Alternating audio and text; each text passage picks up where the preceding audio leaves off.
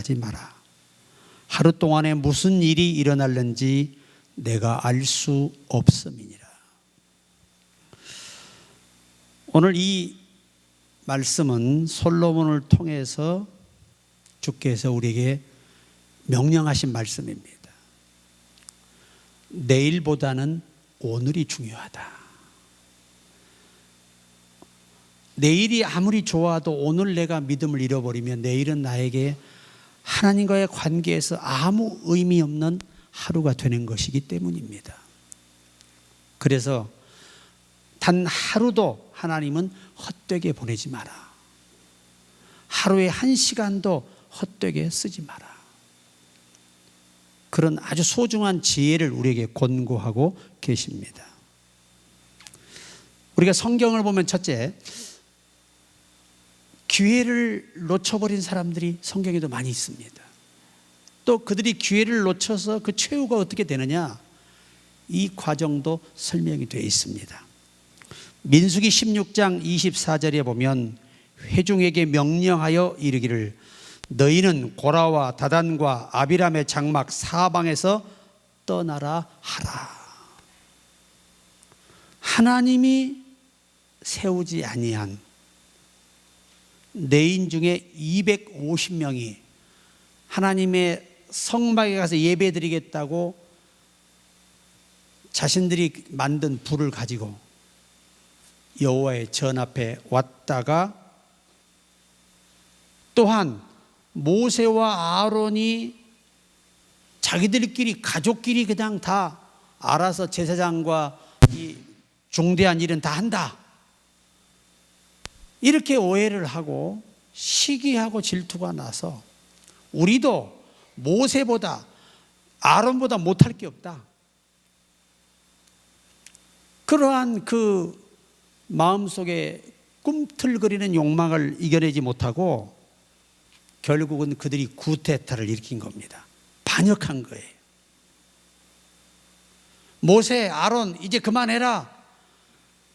우리가 알아서 조직해서 다 하나님을 섬겨보겠다. 그 의도로 내인 중에 특출한 250명을 선별해서 금향로, 금에다가 불을 피워서 아버지 성막 앞에 왔습니다. 그리고 이 고라와 그의 모든 무리가 그들을 앞세워서 이제 모세와 아론의 그 자녀들, 제사장들에게 정면으로 대적을 하는 겁니다. 왜? 가족끼리 다 알아서 해서 좋은 직책은 다 가져가고 우리는 심부름만한 내 족속으로 우리는 살아야 되느냐, 그의 불만이었습니다. 그때 여호와께서 모세에게 이렇게 명하라고 오늘 민수기 16장 24절이 알려주신 거예요. 회중에게 명령하여 이르기를 너희는 고라와 다단과 아비람과 그 장막 사방에서 떠나라.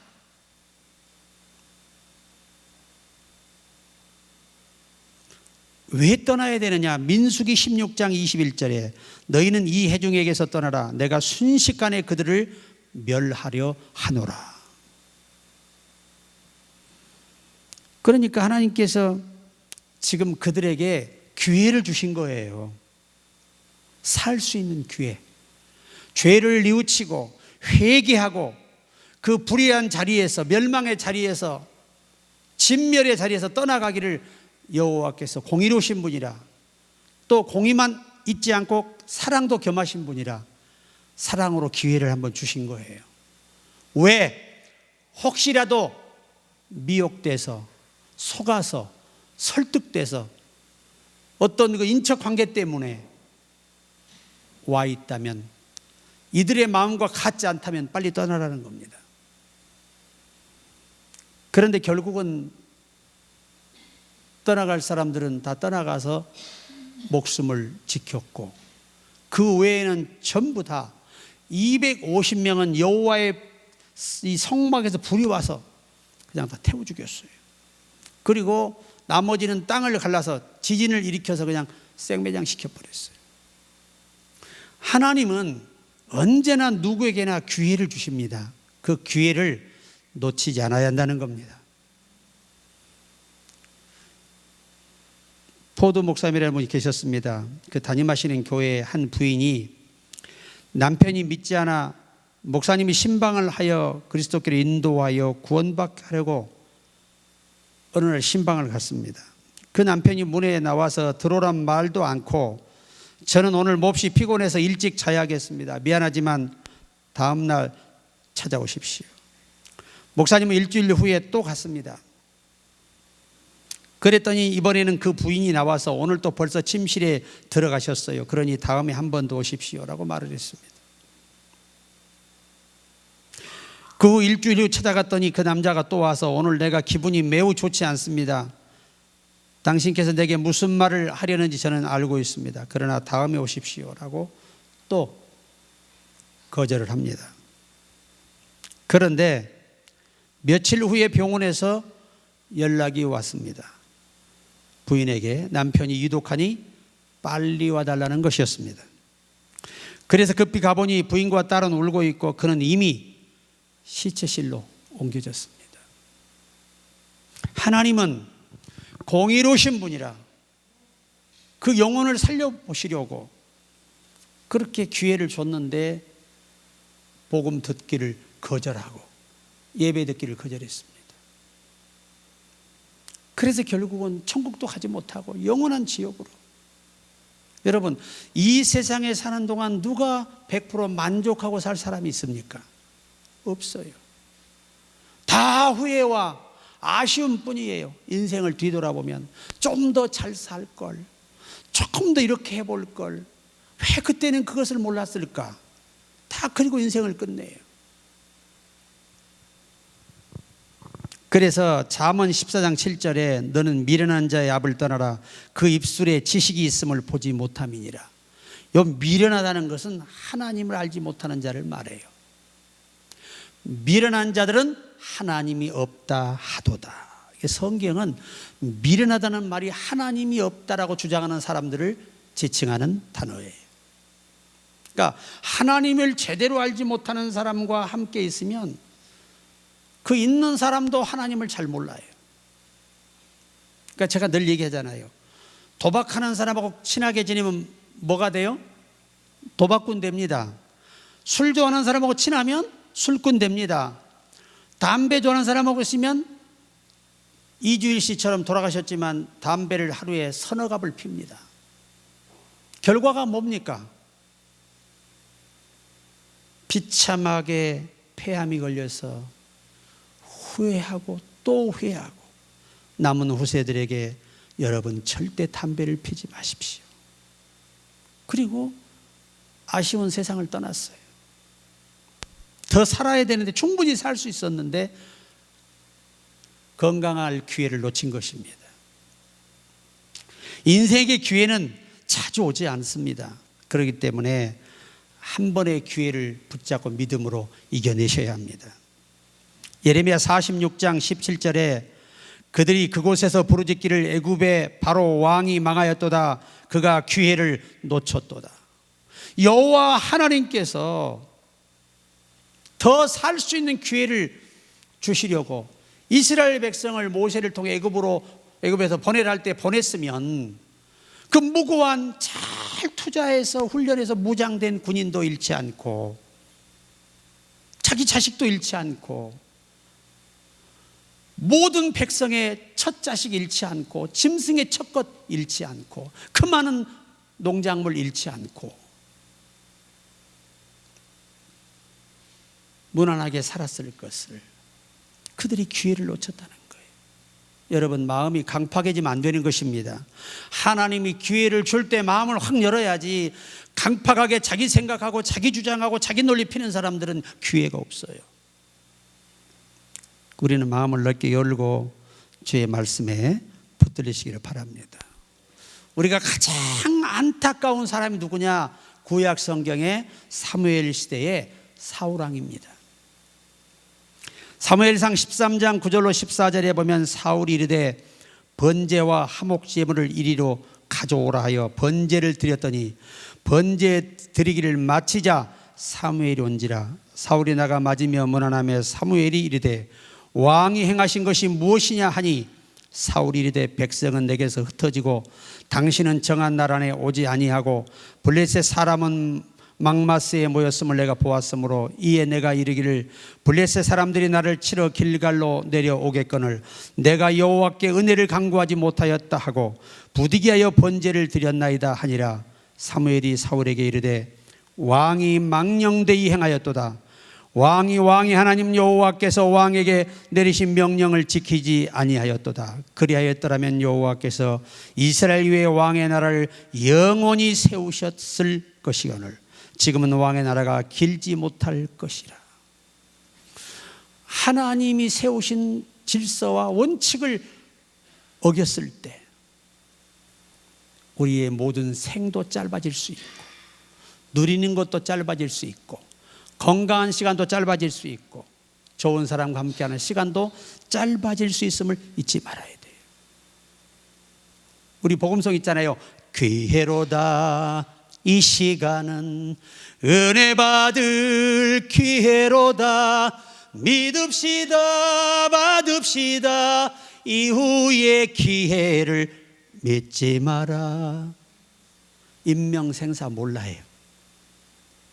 오늘이 마지막 우리의 예배일 수도 있어요. 아무도 예측할 수 없습니다. 그래서 이 예배에 최선을 다해야 하는 것입니다. 저는 사람이 있든 없든 하나님이 날 보시기 때문에 어느 집회를 가나 예배하나 최선을 다하고 돌아옵니다. 어떤 분이 그래요. 저에게 그 유튜브에 하도 제가 열심히 집회를 인도하니까 사람이 때로 모인 줄 알았대. 그런데 나중에 알고 보니까 100사람밖에 안 모인 거예요. 거기서 막 몇천 명 모인 것처럼 집회를 하니까 사람들이 놀랬다 이거예요. 이것이 뭐냐? 이 시간은 다시 돌아오지 않아요. 이 시간은 여러분에게 다시 오지 않습니다. 그렇기 때문에 오늘의 기회를 절대 놓치지 말라는 거예요. 그러니까 하여튼 최고의 예배를 드리기를 사모하라. 찬양하는 분들도 오늘 내 인생에 이것 드리고 마지막이 될 수 있다는 생각을 잊어서는 절대 안 돼요. 우리 모두가 다 그래요. 오늘 예배 드리고 나가면서 우리가 살 수 있다는 보장은 없어요. 예측 불허입니다. 하나님만이 생명을 주장하십니다. 그러니까 사울왕은 참 비운의 왕이에요. 사실 그렇게 하나님이 기회를 주는 걸 놓쳤어요. 조금만 겸손하고 조금만 위계의 질서를 지켰더라면 그런 비극을 초래하지 않았어요. 그리고 잘못을 지적하면 죄송합니다 하면 될 텐데 그게 아니고 변명만 늘어놓는 사람들은 기회가 없어요. 잘못했으면 잘못했다라고 사과하고 잘했으면 잘했다라고 긍정할 수 있는 여러분 되기를 바랍니다. 신앙생활은 그렇게 하는 거예요. 그래서 처음부터 여러분이 바르고 냉혹하게 배워야 좋은 믿음, 성숙한 믿음으로 우리가 살 수가 있는 겁니다. 처음부터. 그래서 우리 교회도 앞으로 이제 교육이 잘 이루어지는 저는 그런 교회가 되기를 노력할 것입니다. 둘째는 기회가 왔을 때 놓치지 마라. 기회를 놓쳐버린 사람도 있고 기회를 붙잡은 사람도 있다는 거예요. 성경에도. 갈라디아서 6장 10절에 그러므로 우리는 기회 있는 대로 모든 이에게 착한 일을 하되 더욱 믿음의 가정들에게 할지니라. 기회예요. 기회. 여러분이 선한 일 할 수 있는 기회가 매일매일 우리에게 주어지고 있습니다. 다만 믿음의 가정들에게 할지니라. 사람이 많이 모이든 안 모이든 중요한 게 아니에요. 교회가 건물이 크고 사람이 많이 모였다 큰 교회가 아니고 뭐 방송에 나가고 유명하다고 그 사람이 큰 목사가 아니에요. 크고 작은 것을 판단하시는 분은 하나님이십니다. 여러분 예수님도 큰 목회 못 하셨어요. 12명 키우셨어요. 오히려 제자들보다 더 많은 사역을 못 하셨어요. 그리고 주님 말씀했죠. 나보다 더 큰 일도 너희가 하리라. 정말 그대로 이루셨어요. 그래서 제자들은 예수님의 이 목회 방법을 3년 동안 익히고 교회에 주력한 게 세 가지예요. 모이면 기도하고 예배하고 가르치고, 나가면 전도하고 구제하고 선교하고, 그리고 병든 자를 치료하고 귀신 들린 자를 치료하고, 이 일에 주력을 했어요. 그래서 그 역사가 오늘까지 지속되고 있습니다. 사도행전 28장으로 이 히스토리가 끝나는 게 아니에요. 그때부터 출발해 오늘까지 뻗어가고 있는 것입니다. 앞으로 땅 끝까지 이르러 주의 복음이 뻗어나갈 겁니다. 그 주인공이 누가 돼야 되느냐? 우리가 되기를 사모하시라는 거예요. 교회 많지 않아요. 여러분, 조금만 더 세월이 흐르지 않습니까? 교회에 오고 싶어도 오지 못하는 몸 상태가 와요. 걸을 수 있을 때 열심히 노력하시기 바랍니다. 하나님이 지금 건강 주시는 것은 너 나 만나기 전에 할 말 좀 만들어 놓고 와라고 하는 이 의미가 담겨 있는 거예요. 미국에 한 장로님이 계셨어요. 그런데 교회를 차를 타고 2시간을 넘게 가야 돼요. 수요일도 가야 되고. 근데 미국은 거의 대부분 정말 깨어있는 한국 목회자 교회만 수요 금요예배를 드리지 대부분 주일날 한 번 예배 드립니다. 근데 이 교회는 수요일 금요일 주일을 드리는 교회예요. 목회자가 기도를 많이 하는 교회니까. 그런데 이 장로님은 왕복 4시간을 다니셔야 돼요. 거리가. 그런데 거리들이 멀다 보니까 다 떨어져 나갔어요. 그 교회 재정에 큰 영향력을 미쳤던 분들이 다 떠나가고, 요 장로님마저 떠나가시면 교회는 문 닫아야 돼요. 왜? 운영이 안 되거든요. 그렇게 위기가 왔어요. 그런데 한국에서 이태희 목사님이 그 교회 집회를 가셨어요. 집회를 가셨는데 상황을 들어보니 이 담임 목사님이 그러시는 거예요. 목사님, 이 장로님 떠나가시면 이제 교회 문 닫아야 됩니다. 운영할 방법이 없다는 거예요.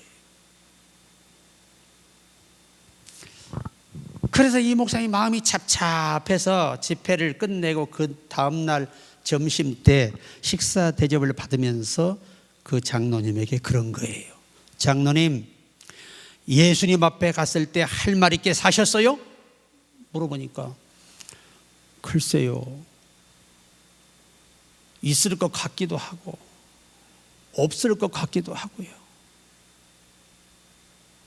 그럼 교회가 이렇게 어려운데 장로님 한 분밖에 안 계시는데 주님 앞에 오늘 죽어도 할 말이 있어야 되잖아요. 그러니까 그렇죠. 그러니까 지금 가진 돈이 얼마 있어요? 그러니까 딱 4만 달러가 있대요.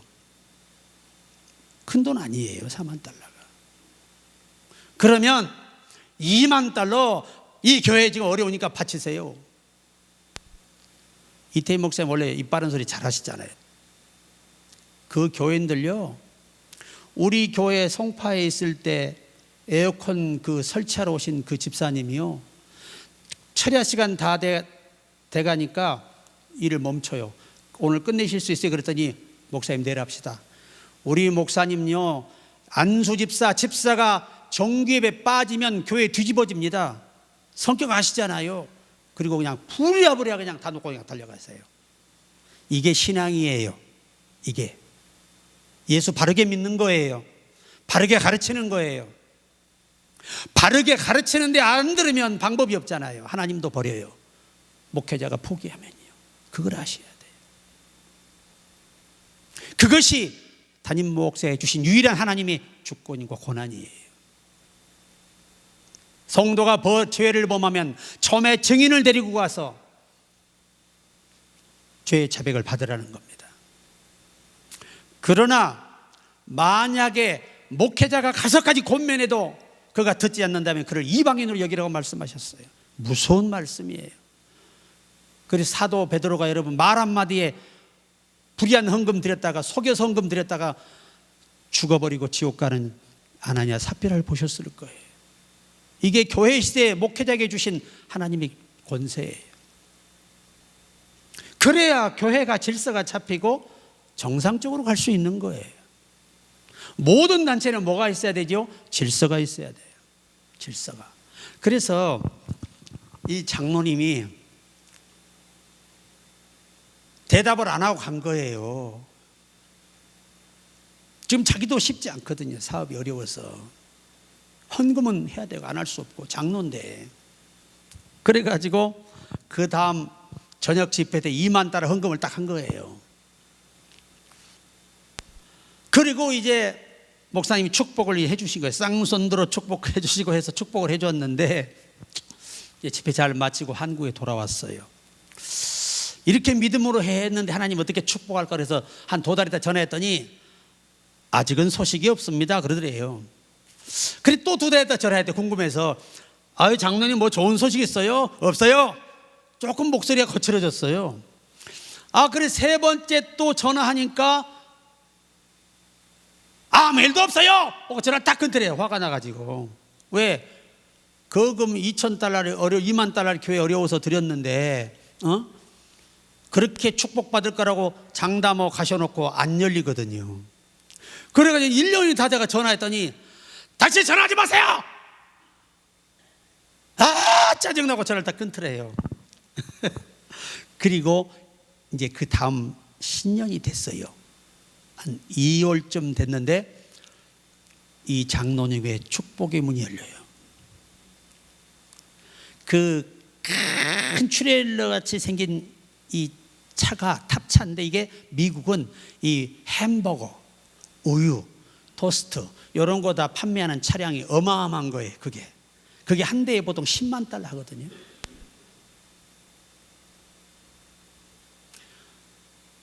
그런데 어느 날 이 장로님에게 그 사업을 차를 10대를 가지고 운영해 대기업이 어마어마한 또 주유소를 5개나 가지고 있고 이 사업하는 분인데 이분이 전화가 와가지고 장로님 나 좀 만납시다.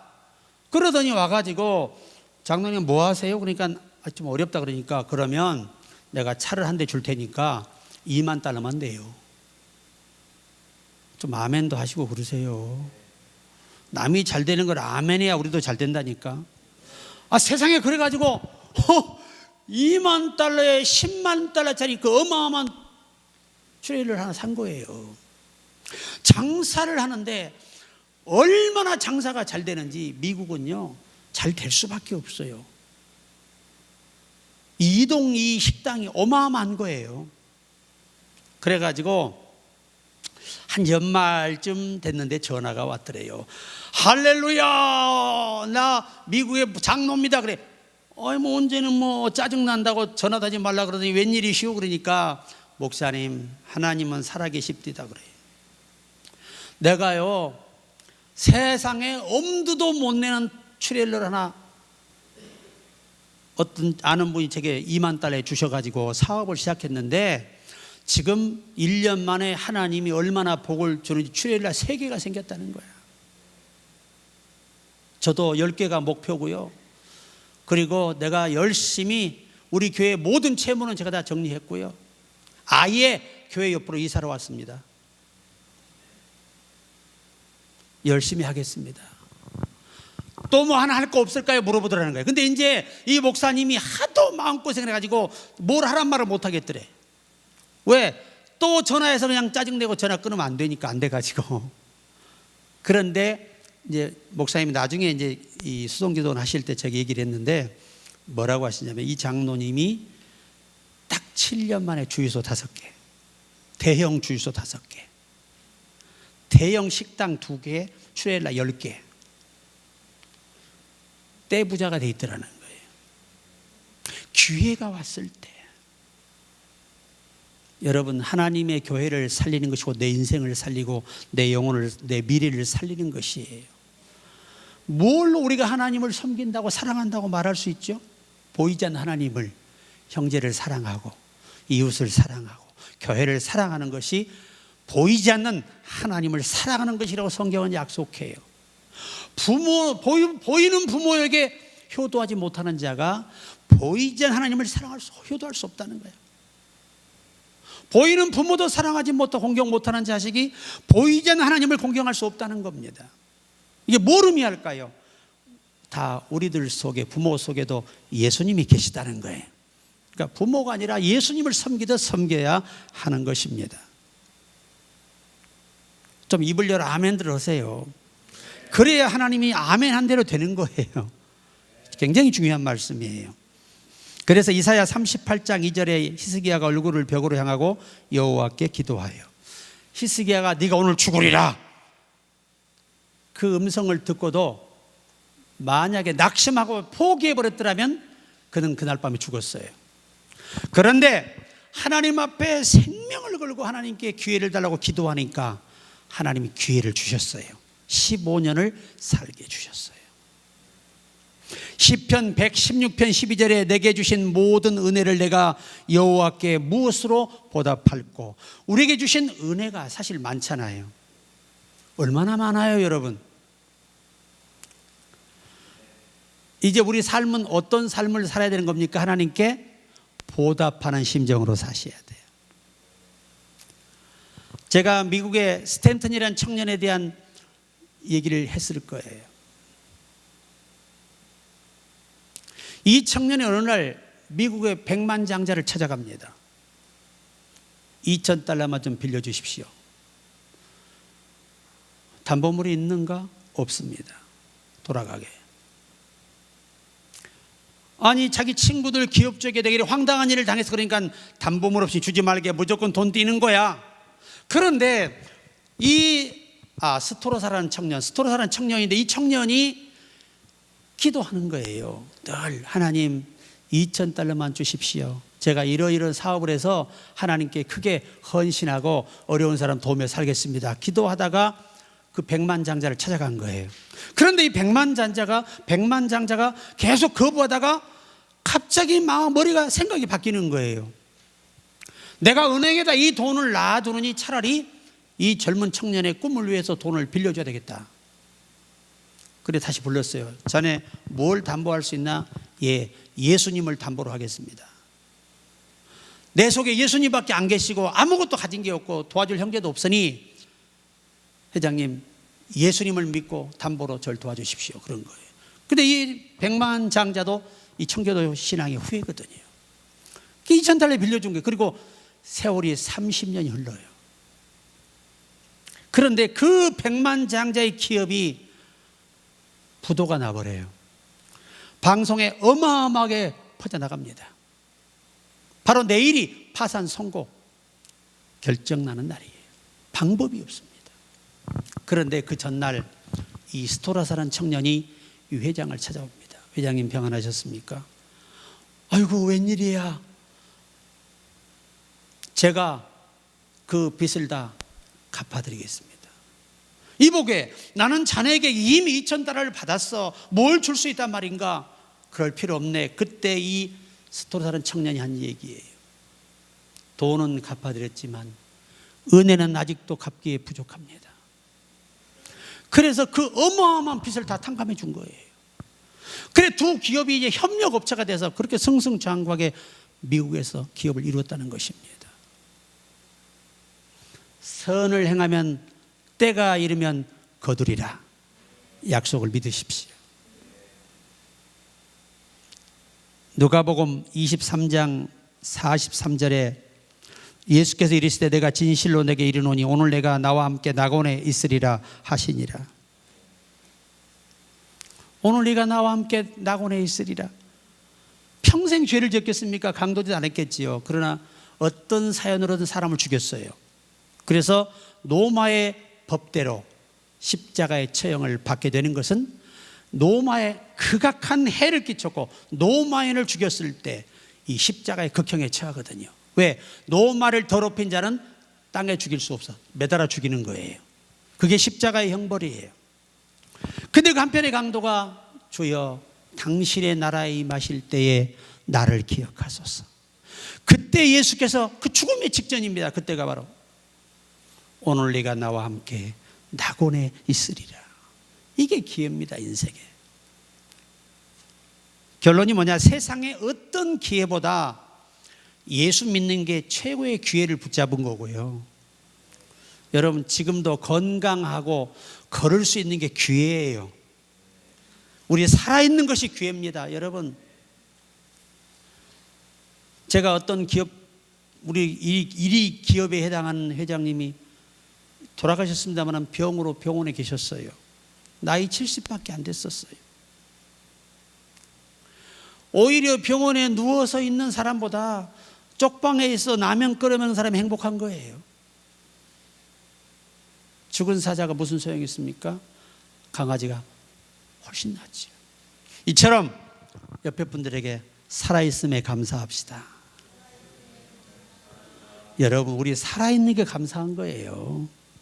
정말 귀한 기회입니다. 자, 제가 이 간증으로 마치려고 하는데, 유럽의 어떤 사람이 복음을 받은 후 너무나 좋아서 사람들을 사랑하는 마음이 불타서 그냥 앉아 있을 수가 없었습니다. 그는 노상에 나가서 외치기를 시작했습니다. 이튿날에도 밤에도 나갔으며 사람이 있든 없든 가서 예수를 믿으라고 외쳤습니다. 셋째 날 밤에도 듣는 사람이 적었습니다. 그래도 이 사람은 복음을 전파하고자 하는 열심이 뜨거웠습니다. 그래도 그는 새로운 계획을 하고 시내 곳곳에 플랜카드를 세우고 누구든지 아무 날 한 날을 정해놓고 12시까지 밤 12시까지 채무 서류를 가지고 내 사무실로 오면 내가 그 빚을 다 갚아주겠다, 이렇게 써놨습니다. 그런데 하루가 지나는데 한 명도 오질 않고 10시쯤 되니까 한 사람이 눈치를 찔끔 보면서 이 사무실을 들어왔습니다. 제가 플랜카드를 보고 왔는데요, 정말 빚을 갚아주시는 겁니까? 그렇습니다.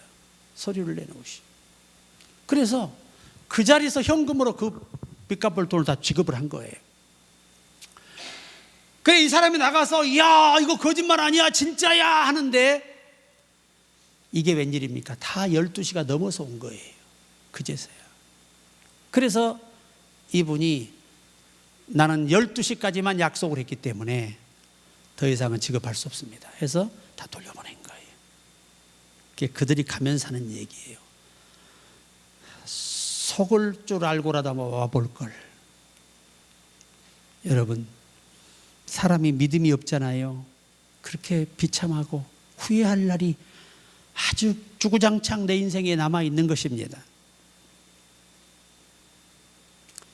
자, 오늘 이 말씀으로 마치려고 합니다. 사무엘상 17장 45절, 다윗이 블레셋 사람에게 이르되 너는 칼과 창과 단창으로 내게 오거니와 나는 만군의 여호와의 이름 곧 내가 모욕하는 이스라엘의 군대 하나님의 이름으로 내게 가노라 하고, 이 다윗이가 그 인생을 역전하는 기회였습니다. 그런데 그 아이가 2m 90짜리 장신을 상대하기는 사실은 불가능한 일이었어요. 그런데 그는 나는 약하지만 내가 섬기는 이스라엘 군대의 하나님이 나를 도와서 반드시 오늘 이기게 하실 거라는 겁니다. 그래서 그 기회를 놓치지 않고 붙잡고 성공했습니다. 성공하는데 쉽게 되는 거 아니에요. 또 그만큼 또 모함을 당하고 억울함을 당하면서 온갖 고통을 겪으면서 잘 사랑으로 인내로 믿음 지키며 이겨냈더니 이스라엘 통합 왕이 되어 40년을 지배하게 됩니다. 오늘 사랑하는 여러분, 잘못된 선택은요, 후회해도 소용없어요. 그 대가를 반드시 지불해야 돼요. 그만한 고통을 우리가 겪어야 하는 거예요. 그러나 바른 선택은 저와 여러분 인생의 영광의 날이 다가옵니다. 하나님은 창세기 때 하나님이나 오늘 이 시대의 하나님이나 동일하신 분이에요. 하나님은 어제나 오늘이나 영원토록 동일하시니라. 옆에 분에게 기회를 놓치지 마세요. 기회를 놓치지 마세요. 봉사하고 예수 잘 믿는 기회, 인생이 잘 될 수 있는 기회를 절대 놓치지 말고 다 승리하기를 주의 이름으로 축복합니다.